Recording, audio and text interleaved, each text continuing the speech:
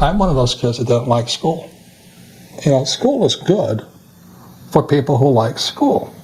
But here was my poor dad, head of education, PhD, on the governor's board of Hawaii and all this stuff, and his kid, me, and I'm flunking out of school because I can't read, I can't write.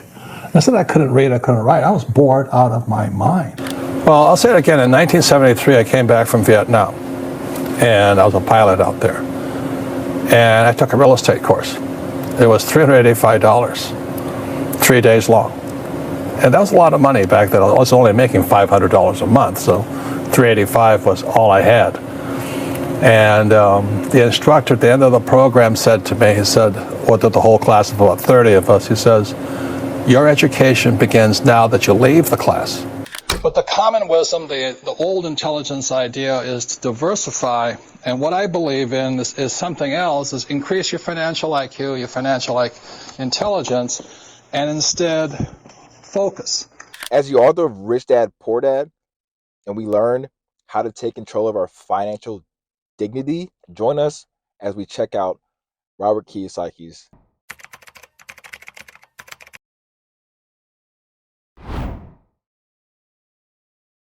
My last paycheck, I still remember it clearly. It was one of the worst and the best days of my life. And I was in Puerto Rico. I was working for Xerox, and my boss gave me my last, it wasn't a paycheck, it was a bonus check. I think it was about $30,000.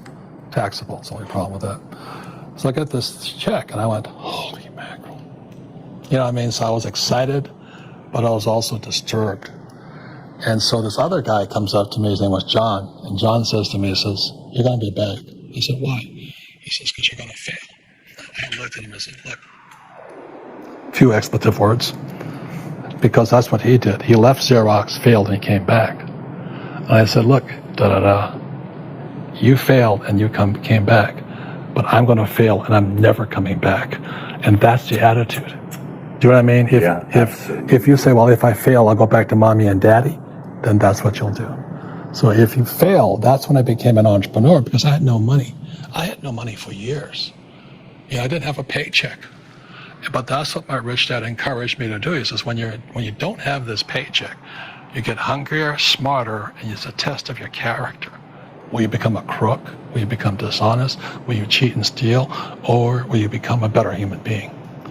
So really, that's the benefit of becoming an entrepreneur, is you really find out who you are when you don't have anything.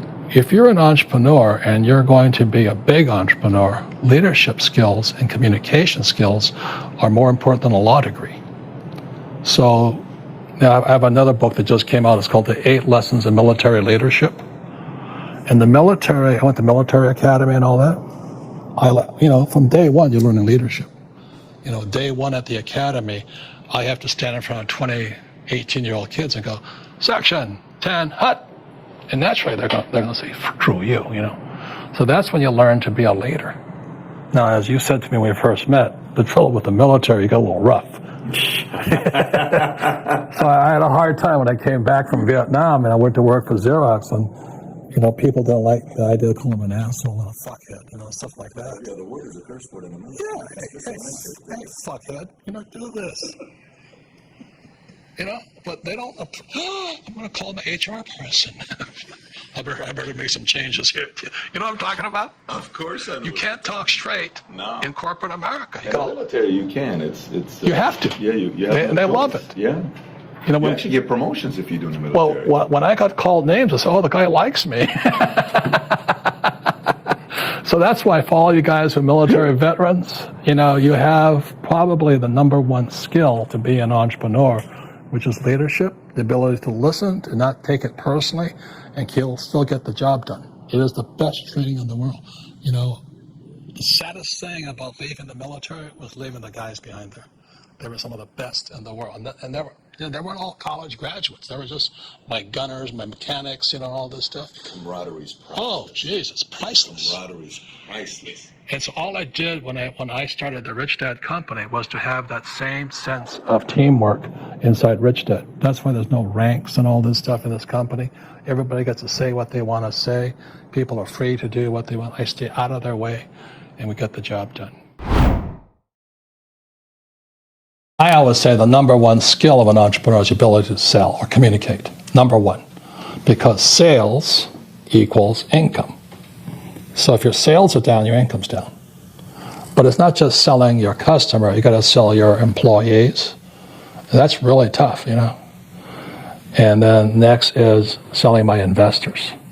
So I'm selling investors, I'm selling employees, I'm selling customers, and I'm selling myself. You know, I got to talk myself into, I don't have the pleasure of being down. Entrepreneurs have got to be up. Because if you're down, your employees know it, your customers know it, the market knows it. So number one is sales. But when you look at the big picture, there's three things an entrepreneur must learn. Number one is PR. And what you're talking about is PR. The other day, Fox News interviewed me to find out if I would endorse my friend Donald Trump for president. You know how much that's worth? You know, they co-branded us. Kiyosaki, Rich Dad, and Trump. That's incredibly priceless. You know, so getting PR is a number one skill. Under that is marketing. And what marketing does is like advertising. They want to set the customer up to get ready to buy. Oh yeah, I saw that Kia ad. I want to buy a Kia. I want to buy some land, and I want to buy this. So the customer is now primed to buy it. That's marketing's job. Then the last thing is a sale. So if you've done a really good job on PR, then you've done a great job on marketing. The sale is like that. You know, they walk in, they buy. But if you have no PR and you have no marketing, you have to pound, hard close. Well, Mr. Customer, you know, today's changing business environment. You know, you should buy my insurance. You know, and people today hate sales pitches more than ever before. So the number one sales job of a true entrepreneur is to develop your ability to get PR. And I'll say it again. Most entrepreneurs are not good at sales. They're horrible at marketing. They have no idea what it is. And they can't get any PR. And so they struggle. And again, sales equals income. So they crash. Everyone says finding good real estate is hard when you're getting started.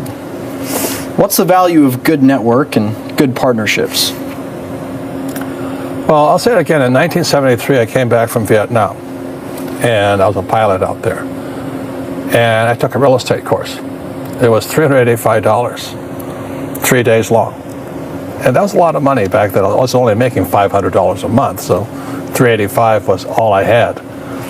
And the instructor at the end of the program said to me, he said, or to the whole class of about 30 of us, he says, your education begins now that you leave the class.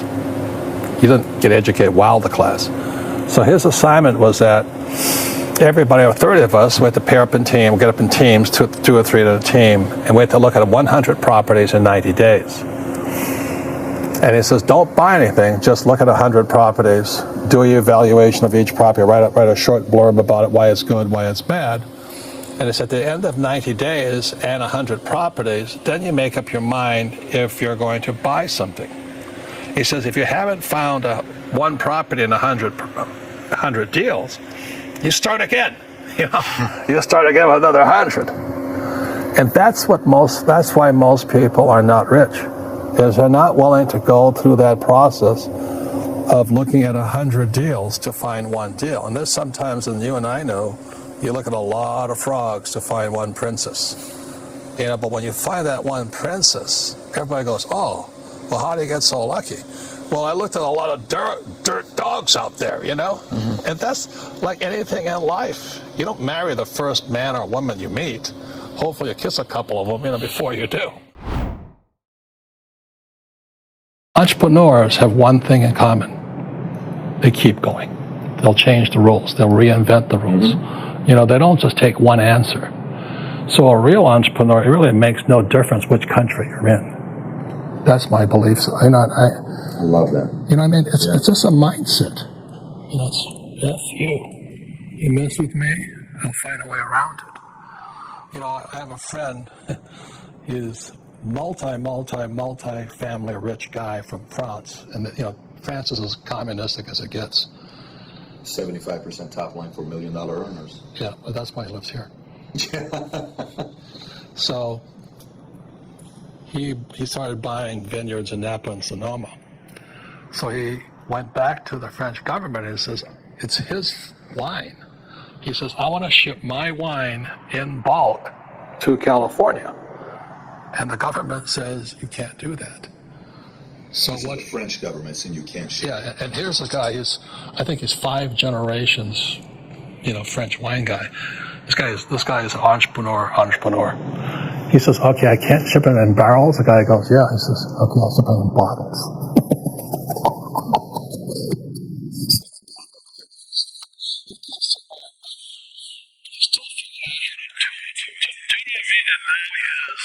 His wine with his California wine and all this.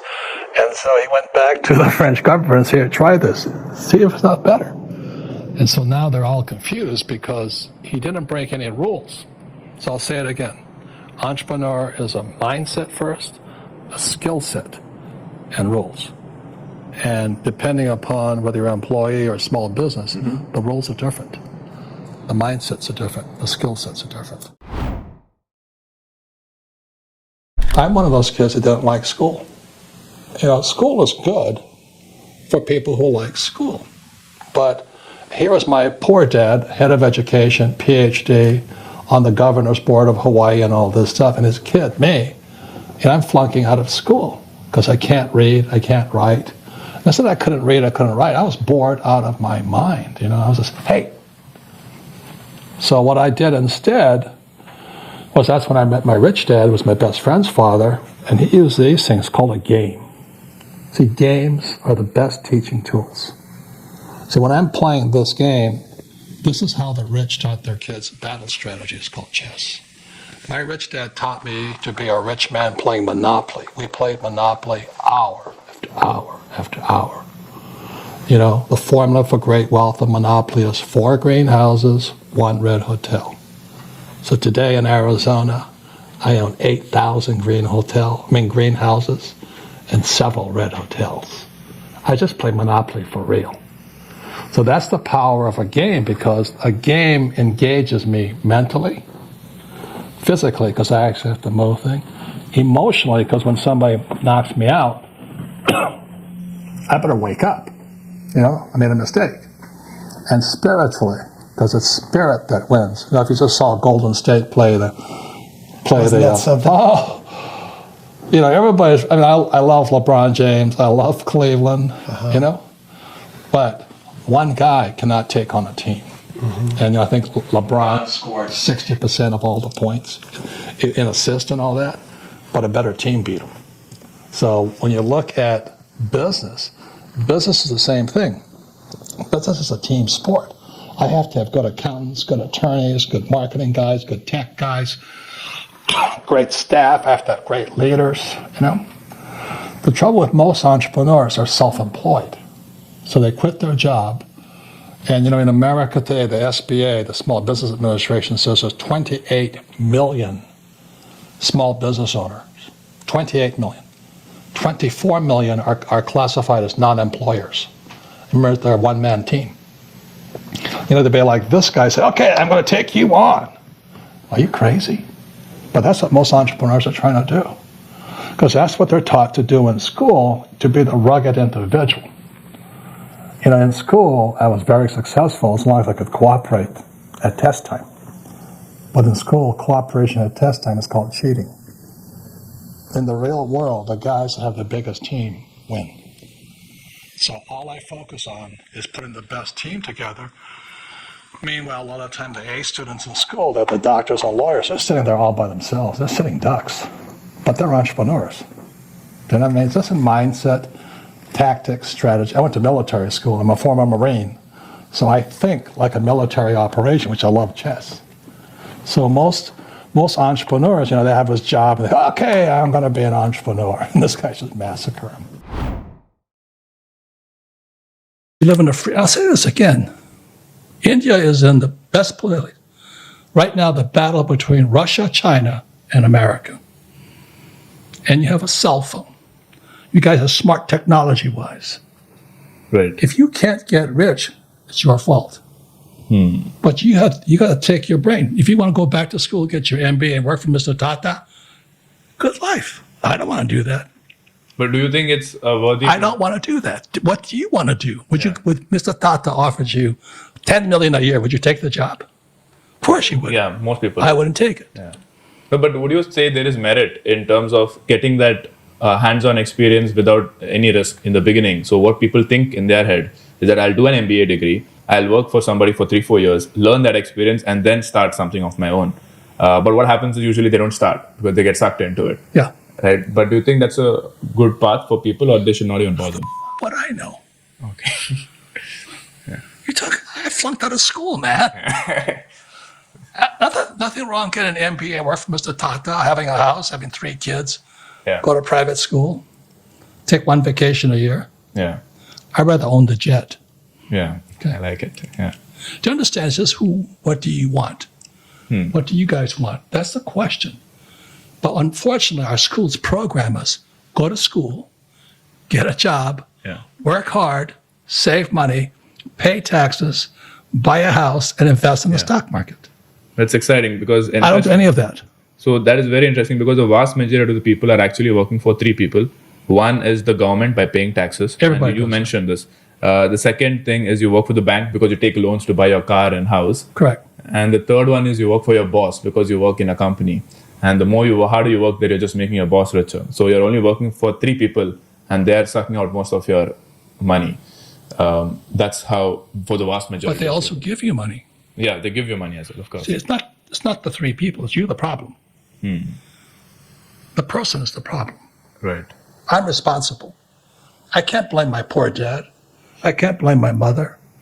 You know, my brother likes being poor. My sister's a nun. I don't look good as a nun. You know, I don't drive Toyotas. I drive Ferraris. What do you want? So let's say now. Wait. You can't hear a word I'm saying. What do you want, man? Okay. What do you want? Me, I want financial independence, financial freedom. That's easy, man. Just be homeless. You're free. Okay. So what is the right? What do I want? Question. Answer to the question. I want to buy a gold mine. Okay. Go buy a gold mine. Do you know how to do it? I don't know how to do that. You better study. Right. Find somebody who bought one. I studied for about 10 years how to buy gold mines. I was traveling in Vancouver, British Columbia. It's a show called the VRIC, Vancouver Resource Investment Conference. And I go to Vancouver, British Columbia, Canada. And I studied with all these guys who own gold mines. Okay. And I went looking for gold mines. I found one. I found a gold mine this is in 2004. I found a gold mine in Dalian, China. See, I don't think you could do it. I bought it. It's not that simple. If it's there, I just buy it. It's not that simple. There's a lot of loopholes. Because I know how to raise capital. Okay. I studied how to raise capital. I go to Vancouver. I study with guys who raise capital. I think you hang out with employees. I have friends who are employees, but my friends are capitalists. Please hear what I'm saying. It's a different mindset. Like a soccer player is different than a rugby player. Okay, they're both good people. Same as like in religion, you have Christians and you have Protestants, and they kill each other. How stupid is that? They're both both Christians, you know. Right. What do you want? Another part of your financial IQ is to know there's 3 types of income. So if you're going to say work hard, most people are working hard for earned income, and that's what these guys are working for. The trouble with earned income in America, your tax rate's approximately 50%. Or as Warren Buffett says, it's a shame that his secretary pays a higher percentage in taxes than he did, although he makes billions of dollars. So when you say to a child, go to school and get a safe, secure job, you tell them to work for earned income, the worst type of income. The second type of income is portfolio income.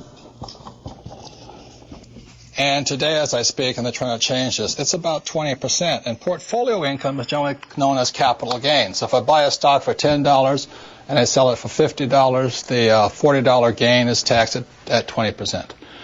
Or if I buy a house for $100,000 and I sell it for $200,000, that's a capital gains type event. So you pay a lot of tax for that. And the third type of income, which is the best type of income, excuse me, I can't spell again, is passive income. And this is income that just comes in on a regular basis. One of the reasons I am wealthy and is able to retire at a young age is because I worked hard for passive income, not earned income. I don't flip real estate generally, not portfolio income. I don't flip stocks. I want passive income. So today, the new rules of money is important to understand. What are you going to school to become, ES, entrepreneur or investor, and what kind of income you're working hard for, earned, portfolio, or passive. And if you know what you're doing, you can pay 0% taxes legally. And this can be done all over the world. People say, I can't do it in my country. Well, these people can't do it in any country, but in most parts of the world, governments need these people. So they're always giving tax incentives for investors and business owners who are for passive income. So those are some of the new rules of money. You've really got to know what you're working hard at and what kind of work are you performing, what kind of income are you working hard for. I just couldn't finance my success. And so I started borrowing money, and which was good. I started to learn how to raise capital. I learned how to negotiating. And the reason I was in Korea fighting Taekwondo was I was out there negotiating anyway for production because we were manufacturing in Hawaii where the cost of manufacturing was too high. Sure. So I had to fly to Korea and Taiwan to negotiate manufacturing. I tell you, man, you're not stupid until you're negotiating against Koreans and Taiwanese, man. Those guys had me coming and going up one side and down the other. But that's what I did it for. Yeah. Do you know what I mean? It's to learn. And to learn to finance, learn how to factor, how to ship and then factor my inventory and all this stuff. And I learned so much as I was going broke, successfully going broke. And so when I explain to young people, that's what I did it for. That's how you get smarter. But in the academic culture, we're just talking about Jordan Peterson, how he rails up against academics. Well, the academic culture, the person who makes the most mistakes is a stupid person. But in entrepreneur, the person that makes the most mistakes and learns from them is the rich person. So I always say to young entrepreneurs, it's not money will never make you rich. It's your experience, how much you learn, the mistakes you make, the people you make. And although there's horrible experiences, they're all good experiences if you learn from them. Sure. And that's the attitudinal difference of an entrepreneur. Most guys are small business guys, they're not entrepreneurs. They open a pizza shop to make money and they get stuck in that pizza shop forever. They go, well, that's not me. And the subject of entrepreneur is a massive subject. So you got a drug dealer peddling drugs is also an entrepreneur, as is Jeff Bezos, running the biggest product-pushing company in the whole world. They're both entrepreneurs. But the gap between the drug dealer and Bezos, massive. So when I speak to young people, I say, what kind of entrepreneur do you want to be? And if you're just here to make money, you can do that, but it's not exciting. But the common wisdom, the old intelligence idea is to diversify. And what I believe in is something else, is increase your financial IQ, your financial intelligence, and instead focus. And what focus stands for is this. Focus is follow one course till you're successful. And so that's what I did in 1973. I signed up for my first real estate investment course. And I just did it and did it and did it. I bought this one little $18,000 place. And I did it again, and I did it again, and I did it again until the point where I understood it. And then I went into becoming an entrepreneur. And I did it, and I did it, and did it. I'm still learning. And I'm still learning about real estate. And the reason, in 1966, I got into oil when I went to work for the Standard Oil Company. So today, I'm still focusing. I invest in oil and oil and oil. And I don't diversify. It doesn't mean I don't lose. Sometimes I lose, sometimes I make mistakes and all this. But I just don't buy good as with all the bad. If you're going to be successful as an investor, diversification is good for the average investor. If that's what you want to be, have a good life.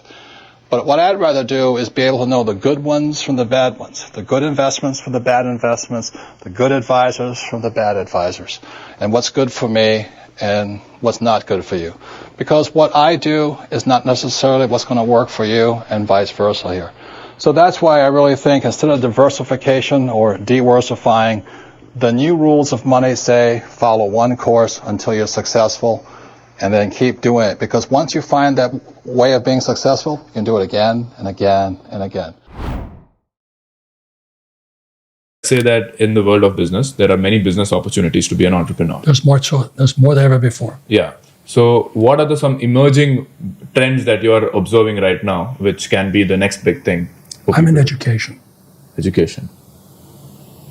I'm starting a whole nother business with education. Can you tell a little bit about that? Not really. Okay. I started businesses. I did it since I was a kid. You know, I told this story as a kid. I'm sitting there looking at this stuff. So what is this? And I go to school, and all the white kids are rich, Right. and the Asian kids are poor. I went, oh, now I better find out why. I use my brain to think. So today I own silver mines, and I own gold mines, and I own Bitcoin, And you own real estate. and I own real estate. I own businesses. Yeah. I'm a capitalist. This is my friend. Yeah. Who are your friends? I'm not saying I'm right or you're wrong. I'm saying this is what I wanted. Right. So I wanted to hang out with the rich kids. I had to get rich. Right. Or I could be angry at them. But how do you get rich without hanging out with the rich kids? Because in the beginning, not everybody is allowed in that rich circle. I study. Study. My God, my friend. Right. My God, don't you hear a word I'm saying? Yeah. I study constantly, but I don't go to school.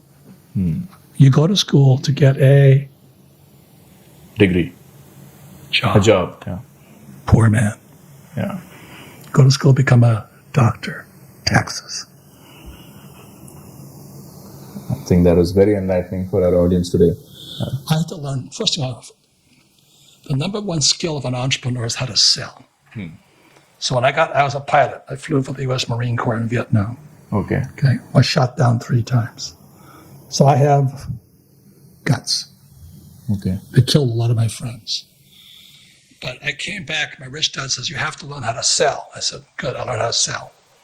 The second thing I had to learn was how to buy real estate for nothing. So I took real estate courses. I'm like 26, 27 years old.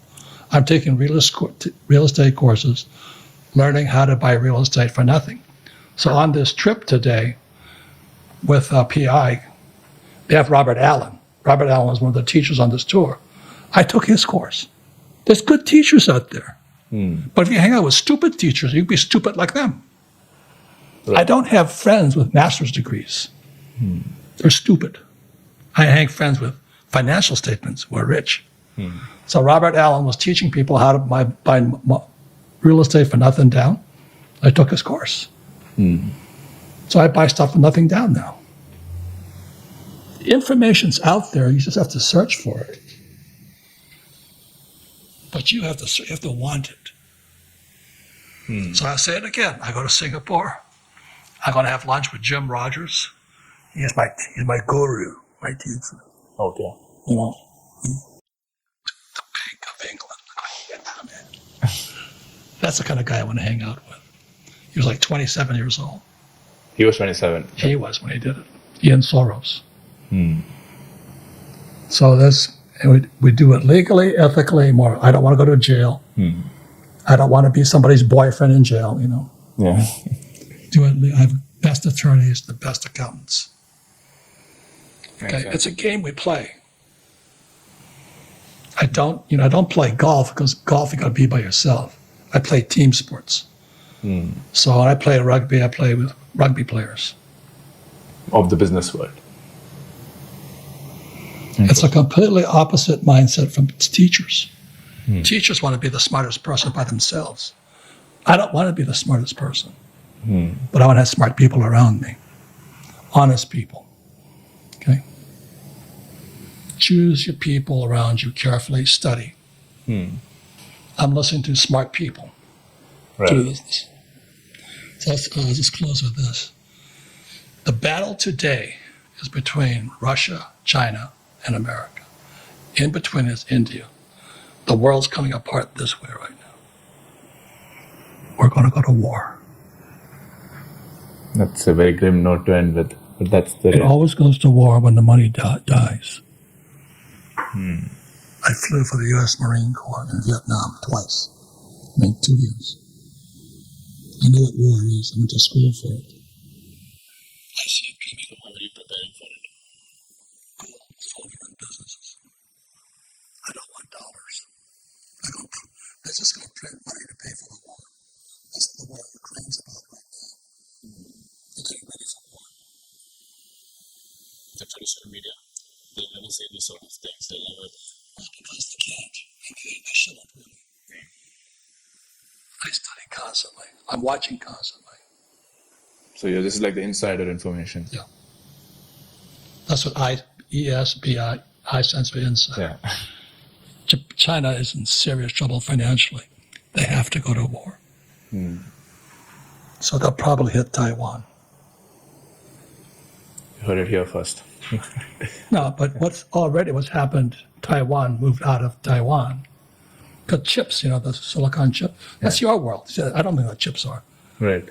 So Taiwan, TSC, Taiwan Semiconductor, moved to Arizona, where I live. And so there's Silicon Valley, California, and the Silicon Desert, Arizona. I moved 25 years ago to Arizona to be near Taiwan Semiconductor chips. Because when businesses come up, real estate comes up with it.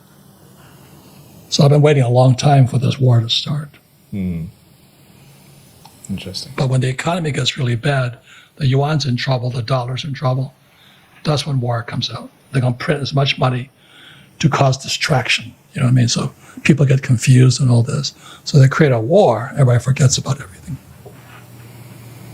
Happens throughout history. Right. U.S. Marine Corps pilot. Yes, I heard that you won a medal as well for serving with I them. went to military school. Right. You've been around for a long time. All right. On that note, guys. So let me just say, it's Brazil, Russia, India, China, South Africa. You guys are right in the middle. You're a great country, rich country, smart people. You put a learner on space. The greatest thing I think Indians have got going for them is you're a gentle but strong people. You're you do this all the time. That's not like this all the time. Yeah. But you got to get this turned to capitalism. Okay. And all this to say today, we'll see you guys in the next video. And I hope that you liked this video. Be sure to implement these rules to your everyday success because it's on the way. Don't forget to hit that like button and share this with your friends. Also, I will link the books that are created by this author down below. Check out the description. Don't forget to subscribe and also comment below whatever you think your favorite rule to success is.